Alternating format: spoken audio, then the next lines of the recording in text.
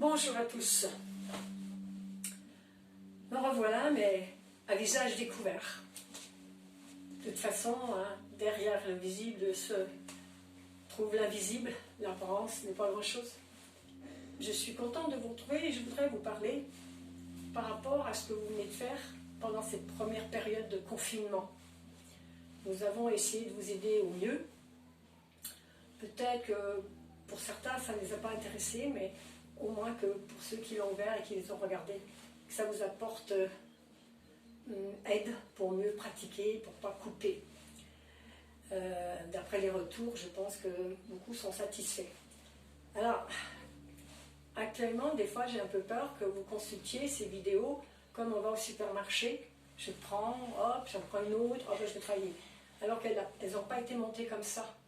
Elles ont été montées sur un circuit pédagogique. Et vous allez voir, si vous observez bien, et si vous travaillez dans un certain ordre, vous allez trouver la liaison qu'il y a les uns avec les autres. Tout se retrouve dans tous les exercices, quels qu'ils soient. Même Christelle, qui semble faire un travail qui est doux, c'est exactement la gestuelle de l'aïkido. C'est le même travail de translation. Et ça, c'est vraiment incroyable. Et la semaine prochaine, on va travailler un petit peu là-dessus. Donc, par quoi on a commencé, à votre avis?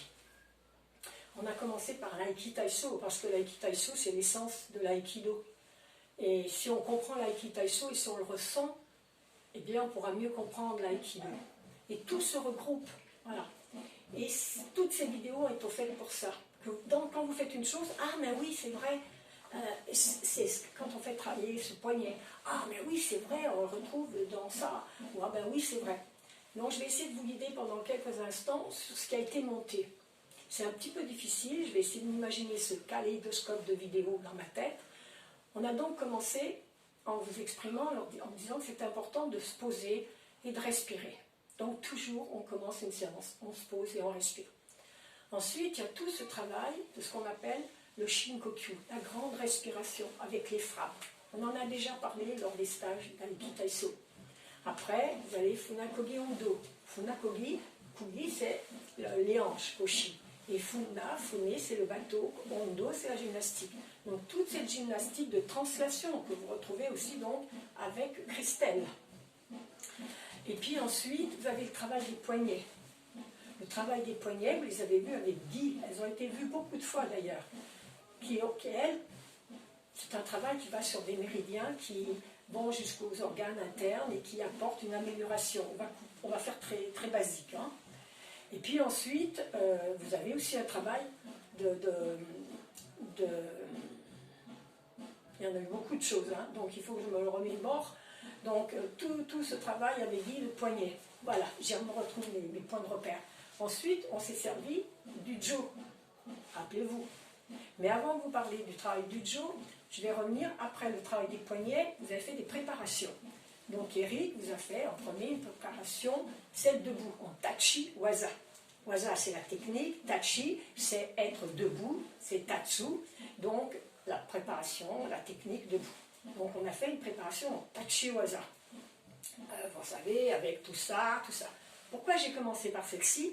Parce qu'elle travaille sur un plan horizontal, sur un plan vertical et sur une rondeur, un travail de hanche important, et puis après dans un sens antéro-postérieur. Cette préparation, vous pouvez la faire tous les matins, en entier, comme elle a été présentée par Eric. Et on l'a fait en général avant le travail du Bokken. Mais bon, voilà. Après, vous avez eu la préparation, tout ça, le Shinkoku et le Funakogi Ando avec Guy. Il n'y avait que ça, que ce rythme de Shinkoku, et où derrière, on n'a rien rajouté jusqu'au Kai. Et puis moi, je vous en ai fait une aussi. Et j'avais introduit de la mélodie. C'était une musique du Tao. Pourquoi une mélodie et une musique sur ce travail qui est quand même très martial et dont je vous ai déjà expliqué la signification lors de cours? Parce que cette mélodie, elle induisait en vous une onde, comme un 8. En fait, ça faisait comme un mégouli. Elle était le lien entre moi et moi, mais avec une vibration. J'oubliais ma gestuelle, je me laissais porter par la musique. Et on ne faisait plus qu'un. Et ça enlève parfois ce côté un petit peu fort, violent qu'on retrouve dans le Shinkoku. Et pourtant, il y a des rythmes différents. Donc, derrière, j'avais enchaîné une préparation de ma composition, d'un mélange de choses qui, elle aussi, était guidée par la respiration, qui vous permettait d'aller encore plus loin jusqu'au bout avec la musique et l'onde. Ensuite, j'ai introduit doucement des exercices. Là, on avait eu des tirements sur le dos, d'ouverture, de fermeture que vous retrouverez toujours. Ensuite, on a mis le jo. Donc le jo, c'était quoi? Regardez, le mouvement, même chose. Hein? Donc travail de kotegashi, nikyo, accompagné du travail du funakogi, c'est-à-dire avec vos hanches, dans un mouvement qui est correct. Qu'on retrouvera la semaine prochaine sur un travail en Suwari-waza, que je vous ai concocté, qui, je pense, va vous plaire. Donc voilà, donc le jo. Okay. Ensuite, on a travaillé la même chose avec des déplacements, en retrouvant, pour retrouver le sankaku, c'est-à-dire que mon point de repère, il est toujours le même au centre. Voilà, mon point de repère est toujours le même. Ensuite, on a introduit des déplacements, des retirés, d'avancées, pour travailler des épaules. Bénédicte, tu m'avais demandé des exercices pour assouplissement des épaules. Recherchez, tu verras, il y en a beaucoup. Donc voilà, avec des mouvements de reprise du sang, d'ouverture. Et ensuite, on a pris des pivots. Alors les pivots, d'abord, vous avez travaillé sur l'ouverture pour sankaku. Et les pivots, vous aviez donc sur Mae, un travail de pivot à l'arrière, Mae, Tenkan, Ashi. Ashi, ce sont les pieds. Tenkan, c'est le circulaire, le déroulement, la conversion. Et Mae, c'est partir sur le pied avant. Donc Mae, Tenkan, Ashi. Vous le retiendrez par la suite. Et puis, on est revenu en Tai Sabaki. Vous regarderez bien avec le jo. Donc là, vous avez trois choses différentes, très intéressantes dans les changements, la douceur du mouvement. Vous pouvez y retourner dans ces mouvements-là, parce qu'ils sont très complets, il y a tout. Il y a manipulation des mains, changement de pied, des pivots, enfin tout ce qu'il faut pour pratiquer l'aïkido. Et l'harmonie surtout. C'est pour ça que j'ai introduit la musique dans certains endroits. Donc il y avait ça. Après, on a introduit un peu le kion. Là, on a été peut-être un peu rapide, mais c'est pas grave, on y reviendra dessus, on vous découpera et on reviendra dessus. Donc on a fait un travail de pied. Et là aussi, je reviens avec Bénédicte, il y en a qui m'ont fait part de leur. Et c'est très intéressant. Elle ne pouvait pas bien voir mes déplacements de pied parce qu'il n'y avait pas une ligne tracée au sol. Donc sur la moquette, j'aurais dû mettre un scotch ou quelque chose pour un point de repère. Promis, je le ferai. Donc il y avait donc tout le déplacement du pied. Après, on avait travaillé que les bras pour le jo. Après, on a assemblé les deux. Vous pouvez y revenir, mais avant d'y revenir, travaillez sur aussi les gaishitsuki, shokutsuki, gaishitsuki, furikumitsuki. Et ensuite, on a rajouté quelque chose.